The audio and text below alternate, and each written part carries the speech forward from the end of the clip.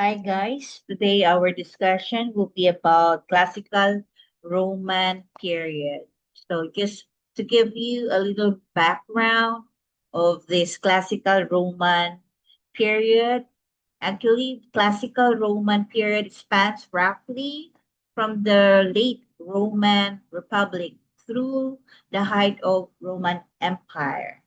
Okay, first century before BCE, before Christ era.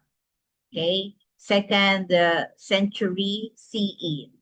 It marks the era when Rome evolved from a regional Italian power into a global superpower commanding the entire Mediterranean basin.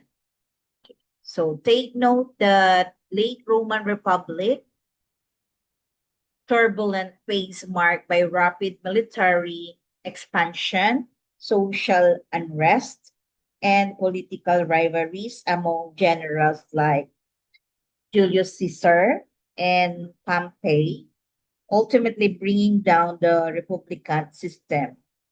And take note also the Pax Romana, initiated by Rome's first emperor, Augustus. This 200-year period of relative internal stability and economic prosperity allowed trade, infrastructure, and culture to flourish across Western Europe, North Africa, and the Near East. Okay, so the contribution during these periods are as follows, like, for example, in terms of engineering and architecture, pioneered structural innovations such as volcanic concrete, monumental arches. Another would be the large scale public arenas during those period. Another contribution, significant contributions and legacy would be the governance and law, formulated Roman jurisprudence before, introducing concepts like civil rights, written legal codes, and structure, judicial procedures that underpin modern legal systems. And when in terms of language and literature, established Latin as the lingua franca of administration, producing major literary, philosophical, and historical works by figures such as Cicero, Virgil, Ovid, and Marcus Aurelius. Okay, so let's move on to this one. Next slide. By the way, guys, when we say BCE, it's before Common Era or before Christian Era. Okay. Next, we have here the Classical Roman period. It says there the Classical Roman period was the era when Rome dominated the Mediterranean world and became one of the greatest civilizations in history. Roman literature was inspired by Greek culture here, but developed its own themes such as duty, patriotism, and imperialism. Okay, so what do we need to know here? This highlights two major aspects of classical Rome. Its geopolitical in expansion across the Mediterranean and its distinct literary tradition that evolves from Greek influence. Okay, so we have their graphical expansion. I mentioned through military campaign like the Punic Wars and conquests in Gaul, Greece, and Egypt. Rome transformed the Mediterranean Sea into what they call Mare Nostrum or our sea. Okay, Mare Nostrum, our sea. Then we have Pax Romana and structure. infrastructure. Control over the region enabled network expansion via roads, trade, maritime routes, and standardized administration, allowing wealth and resources to flow steadily back to the empire's core. Okay, so here Roman writers adapted Greek Piotric or yeah, I mean Greek Peotic forms like forms, not only forms but Peotic forms, but also epic structures and philosophical framework. So Forrest here famously noted that captive Greece took captive her road conqueror, acknowledging Greece's profound cultural impact on Rome. Okay, what else? What else do we need to know?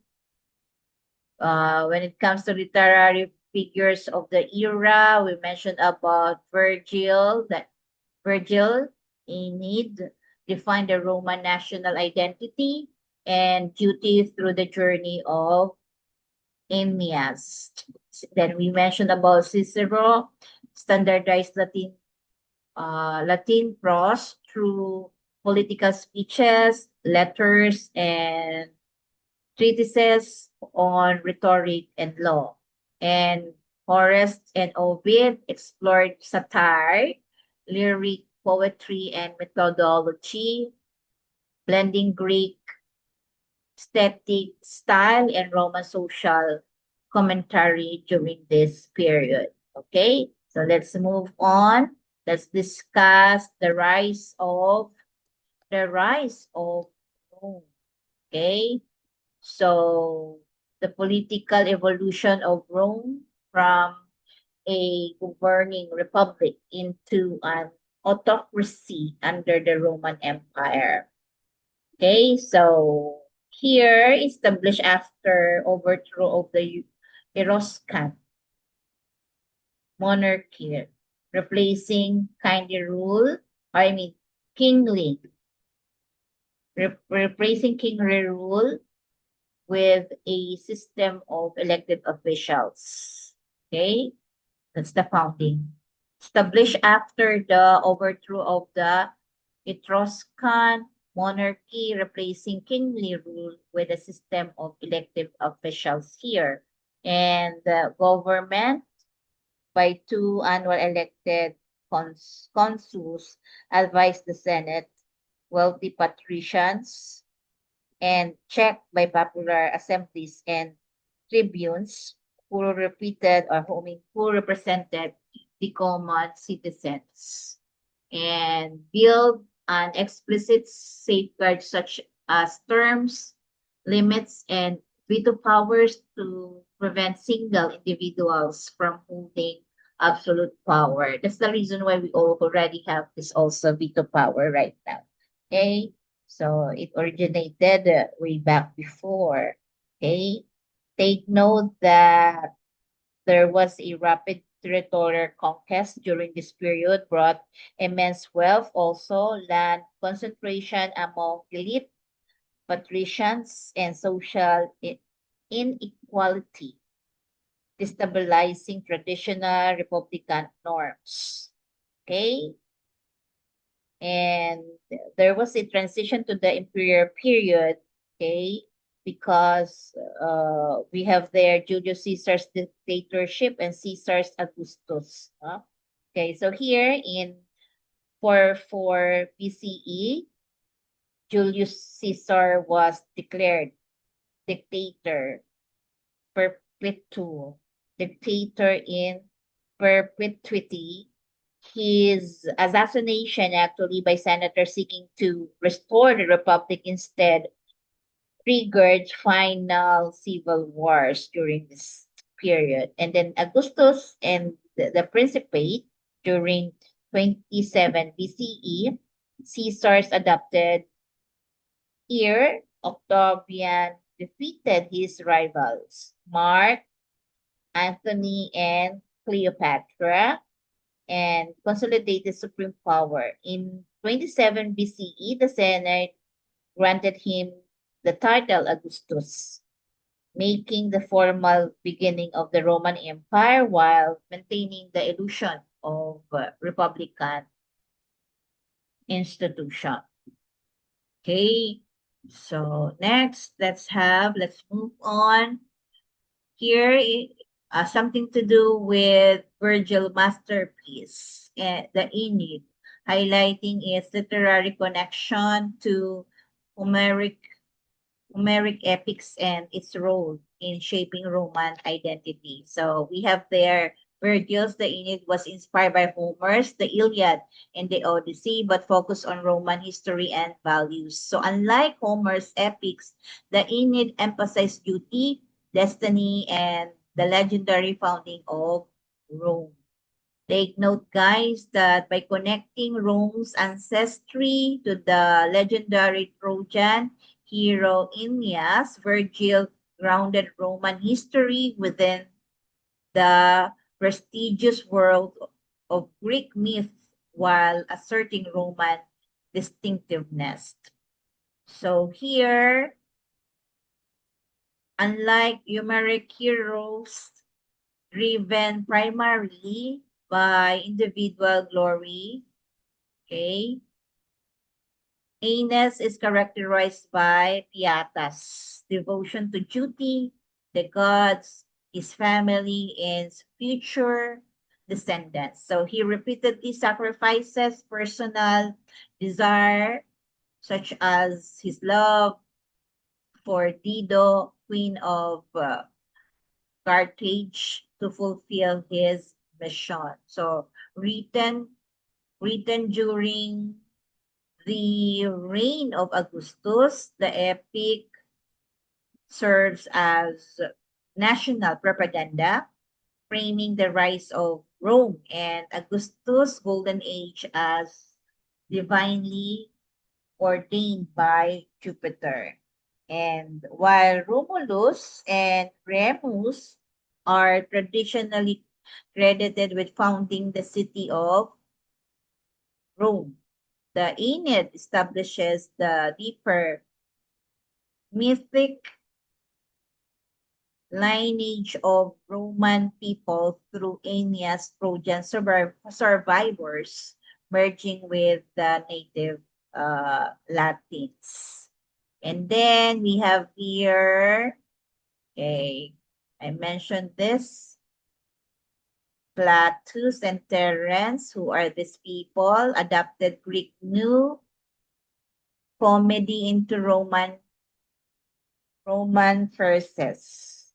So Plautus used energetic slapstick humor and stock characters such as the clever slave, directly influencing later works like Shakespeare's The Comedy of Errors, while Terence produced more refined, psychologically complex comedies that became standard Latin teaching texts in the latter eras. Okay, so here we also mentioned Virgil anchored the epic Aeneid, establishing national mythology and imperial identity under Emperor Augustus. Horace, known for his ode satires and the ars poetica, the art of poetry, coining phrases like carpe diem, seize the day, while offering social commentary on Roman life. Okay, so Ovid, famous for the Metamorphoses, a narrative poem detailing Greek and Roman myth and love poetry like Ars Amatoria, which ultimately led to his exile by Augustus. Okay, so are the writers here, philosophical writers. We have here Lucretius wrote the Return, wrote the Rerum Natura, on the nature of things, a philosophical poem promoting Epicureanism, arguing that the universe operates by natural physical principles rather than divine interference. So there is the promoting of Epicureanism. Okay. And then Marcus Aurelius, Roman emperor and Stoic philosopher who authored Meditations, a personal journal outlining principles of self-discipline, duty, resilience, and rational control over emotions. Okay. Take note of Cicero statements and the orator whose speeches, legal defenses, and philosophical works define Golden Age Latin prose and shape Western traditions of rhetoric and republican political thought. And then Quintilian, educator who wrote Institutu or Institutio of Oratoria, Institutio of Oratory, okay? Comprehensive 12-volume textbook on judicial rhetoric and the moral education of ideal orator. Okay, so that's it. What else do we need to know? Important Roman writers. So we have there Plautus and Terence, and Lucretius and Marcus Aurelius. Okay, so I mentioned some of them, and I also that you know their works. Okay, so I hope you learn from our history. Okay, but more importantly, we will be discussing more of their literary works. Okay, but it's really hard to memorize period. Okay, and the dates, of course, but it would be very easy for us to understand this